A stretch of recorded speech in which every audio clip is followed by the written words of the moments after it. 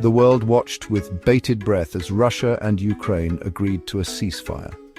This fragile truce, a 30-day pause in the relentless conflict, offered a glimmer of hope in a war that has brought unimaginable suffering.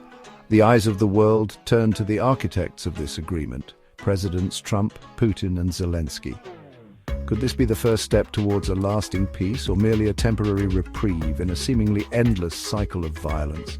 The significance of this ceasefire cannot be overstated.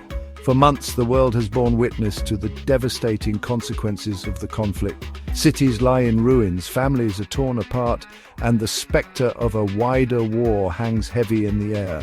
The ceasefire, however limited, represents a chance to break the cycle of violence and pave the way for a negotiated settlement. For the people of Ukraine caught in the crossfire of this geopolitical struggle, the ceasefire offers a much-needed respite from the relentless bombardment. It is a chance to rebuild their lives, tend to their wounds, and hope for a future free from fear.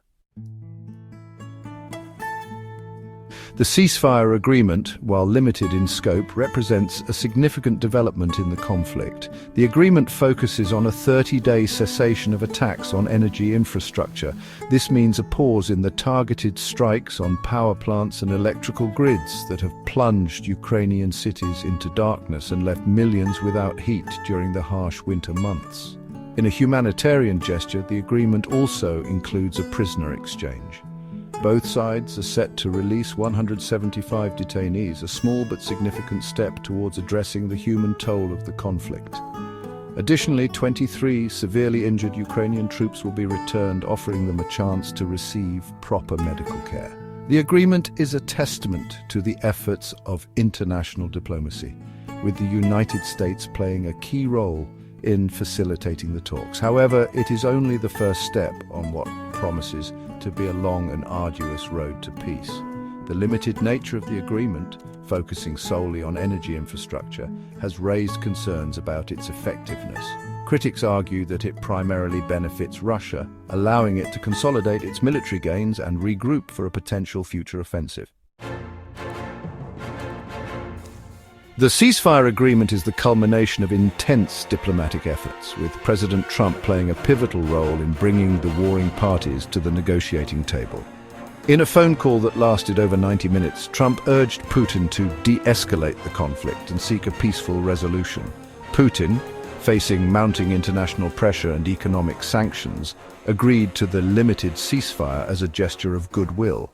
However, his true intentions remain shrouded in uncertainty, and many observers remain skeptical of his commitment to a lasting peace. Zelensky, caught between his desire for peace and his determination to defend Ukraine's sovereignty, expressed cautious optimism about the agreement. While welcoming the cessation of hostilities, he stressed the need for international involvement in ensuring Russia's compliance. The agreement represents a high-stakes gamble for all three leaders. For Trump, it is an opportunity to burnish his foreign policy credentials and demonstrate his ability to broker peace in one of the world's most volatile regions. For Putin, it is a chance to buy time, regroup his forces, and assess his options. For Zelensky, it is a fragile hope that the bloodshed might finally come to an end. Despite the international community's cautious optimism, Ukrainian President Volodymyr Zelensky has emerged as a voice of caution, urging restraint and expressing skepticism about Putin's true intentions. Having witnessed firsthand the devastating consequences of Russian aggression, Zelensky remains wary of any agreement that could compromise Ukraine's sovereignty and territorial integrity. Zelensky has consistently maintained that any ceasefire must be comprehensive and verifiable, encompassing all military actions and ensuring Russia's full compliance. He has also insisted on the need for robust international monitoring mechanisms to prevent any violations of the agreement.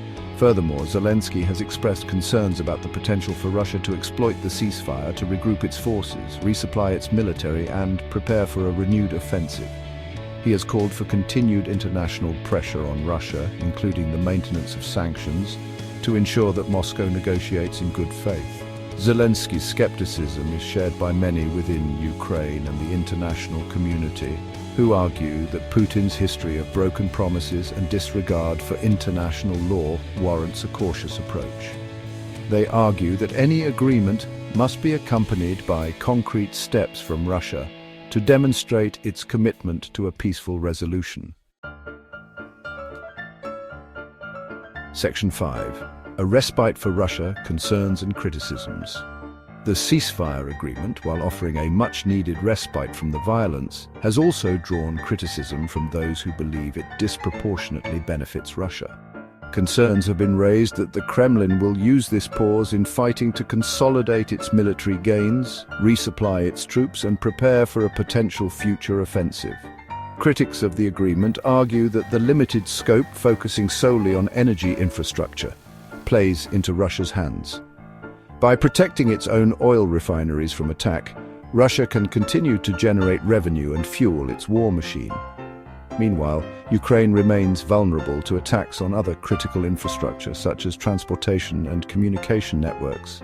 There is also apprehension that Russia will exploit the ceasefire to intensify its disinformation campaign, aiming to sow discord among Ukraine's allies and weaken international resolve. The Kremlin has a history of using propaganda and misinformation as a tool of war, and there are concerns that this will continue unabated during the ceasefire period. The international community must remain vigilant in monitoring Russia's actions during this time and ensure that the ceasefire is not used as a cover for further aggression. Section 6. The price of peace, territorial concessions and NATO aspirations. As peace talks begin, potential concessions loom large. Ukraine may face pressure to make painful compromises, including territorial concessions and NATO aspirations. The status of Crimea, annexed by Russia in 2014, remains a major issue. It's unclear if Ukraine will cede Crimea for peace, or if Russia would agree. The future of Donbas, with its ongoing conflict, is also contentious.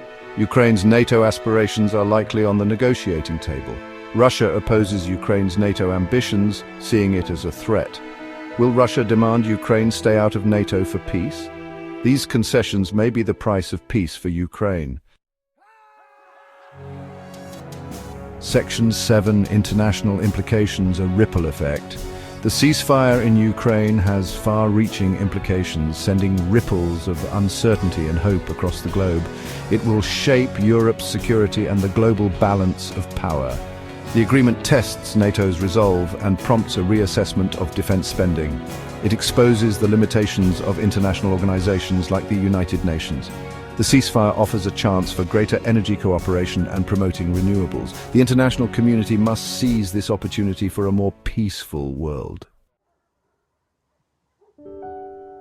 Section 8. A pause or a path to peace. Experts weigh in. The ceasefire agreement has ignited a debate among experts, with some expressing cautious optimism, while others remain skeptical about its long-term prospects.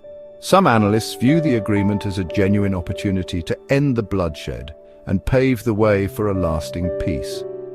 They point to the potential for diplomatic engagement to address the root causes of the conflict, such as Ukraine's neutral status and the future of the Donbas region. They argue that the ceasefire provides a breathing space for both sides to step back from the brink, reassess their positions, and explore avenues for a negotiated settlement.